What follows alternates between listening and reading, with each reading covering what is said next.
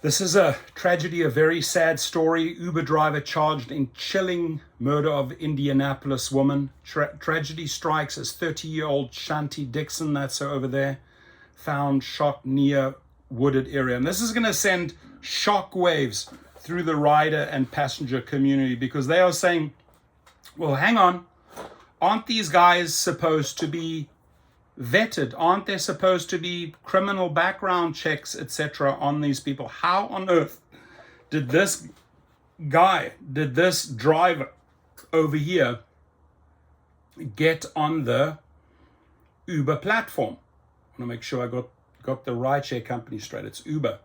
Horrific tragedy has rocked Indianapolis as a rideshare driver was arrested for allegedly murdering his female passenger after she was reported missing earlier this week. Police confirmed on Tuesday that 30-year-old Shanti Dixon was found shot to death near a wooded area after she had vanished.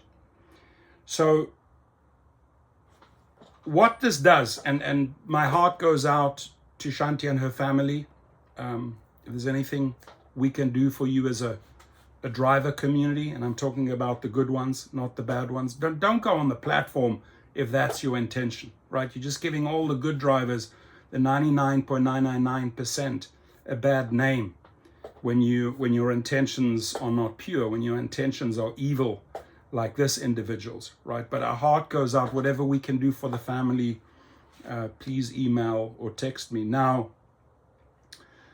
this brings me back to safety. Riders expect safety. Riders expect background checks. Riders expect these type of individuals not to arrive, not to drive them. Riders want to be safe. They don't want to end up dead. And it really works both ways. The rider passenger also needs to understand how the driver feels. We also want to make sure you are not one of them. And in fact, when it comes to checking backgrounds, it's way more vigorous on drivers versus riders. Right here, rideshare companies like Uber and Lyft say, "Oh, we're checking against third-party database. We're verifying." No, every day you hear 10 of these stories. Every single day you hear 10 of these stories, versus, a story like this, where it was the driver that was at fault. So let's just talk safety. Both sides, riders and drivers, Uber and Lyft, has to do so much more. But this is going to send shockwaves through the passenger community, through the rider community. This is going to send shockwaves. I bet you if you go to Google right now and put in Uber News, the story dominates all the headlines. And this really shakes Uber and Lyft to the core, right? Because I can tell you one thing, David Risher and Dara Koshashawi, your safety, your mechanisms of doing background checks, or your mechanisms of vetting drivers and riders just ain't working. And that's reality. So until they actually spend some money and do something, the environment will remain unsafe for riders and drivers. Quote me here. Unless they are prepared to make some big, bold steps regarding safety and security for riders and drivers, this will continue each and every day. We will sadly have to make this announcement. Police confirmed on Tuesday that 30-year-old Shanti Dixon was found shot to death near a wooded area. Dixon was last seen alive in the early hours of Sunday morning after requesting an Uber ride home from work. She ordered the ride around 3:30 a.m., but after that, no one heard from her again, according to Indianapolis Metropolitan Police Chief Chris Bailey. But by Monday, authorities received a report about a body found near a residential area, which was later identified as Dixon. She had been shot. The investigation quickly pointed to a 29-year-old Francisco Valadez, the driver who had picked up Dixon up that morning. Valadez since has been arrested and charged with murder. They must have something on the guy if they charged him for murder. This is disgusting. It's disturbing, Bailey said during a press briefing on Tuesday. No one in our community deserves to be treated this way. Valadez is currently in custody with a court appearance scheduled for Thursday. The Marion County Prosecutor's Office is expected to file formal charges soon, and police anticipate more charges to follow. According to police, Dixon was discovered at a dead-end street with a gunshot wound to the left side of her head. Investigators also found 2 cell phones belonging to her near the scene. Detectives traced the Uber ride directly to Valdez. Initially, Valdez claimed a man had tried to rob Dixon and shot her, but as police continued to question him, his story changed. Eventually, Valadez admitted to shooting Dixon inside his car while attempting to have sex with her. Wow. Uber has banned Valadez from its platform. Oh, wow. Good one, Uber. Following the incident, our hearts break for Miss Dixon's family and loved ones. And by the way, that deactivation is something we would not represent at Gig Rocket and Activation Hero. That goes against our fundamental beliefs and laws here. Our hearts break for Mrs. Dixon's family and loved ones. A spokesman for Uber shared in a statement, the details of this act of violence are atrocious and we will fully support the investigation.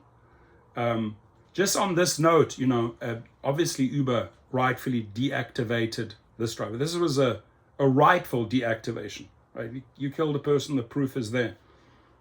There are still too many wrongful deactivations.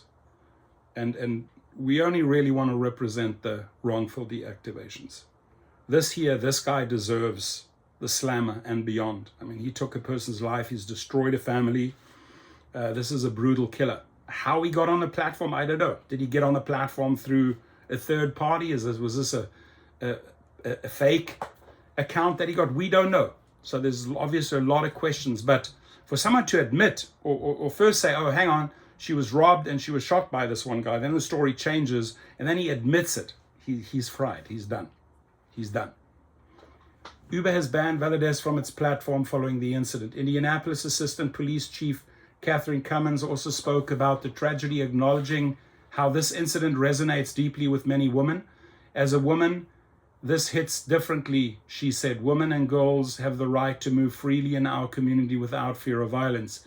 This is every family's worst nightmare, and we extend our deepest condolences to Shanti Dixon. Now, I do know that whether it works or not, is that Lyft offers, Women Connect, women driving women. I'm pretty sure more and more women are going for that option. I mean, this will put the living fear into every rider. Doesn't matter if you're female or male. This will put the fear into your story like this, because we're just so used to hearing drivers being killed, drivers being carjacked, drivers being stabbed, drivers being shot, right? Now it's one of them. Now it's a rider.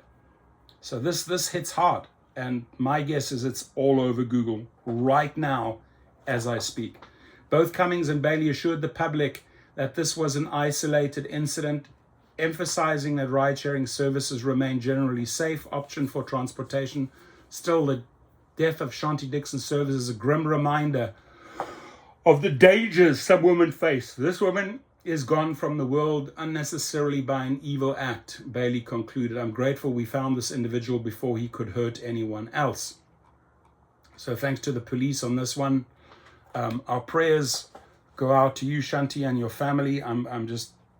I cannot express how heart-wrenching, how heartbreaking this news must be. And I'm going to leave you with this, and I'm going to leave the companies and the investors with this. I know that a lot of the investors are pushing the companies for better safety. I know that. I know from all the stuff that I read, there are actually investors out there that say, listen, this is getting out of hand. Enough is enough. Companies, you got to do something, right? So there are people with a consciousness that actively want to change the system. And I know that just by reading the many articles that several of the investors want to see change in safety.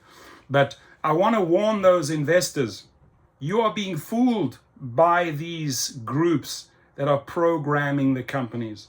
they don't intend to implement a lot of the safety changes that you maybe want to see. Why? Because Dara Khosrowshahi, honestly, he's a hoe for every 5 cents. He wants to sleep with everyone and everyone to make a buck. So will he ultimately, do what those investors want? Absolutely not. Not happening. Not in the Dara and David world. Your comments, please.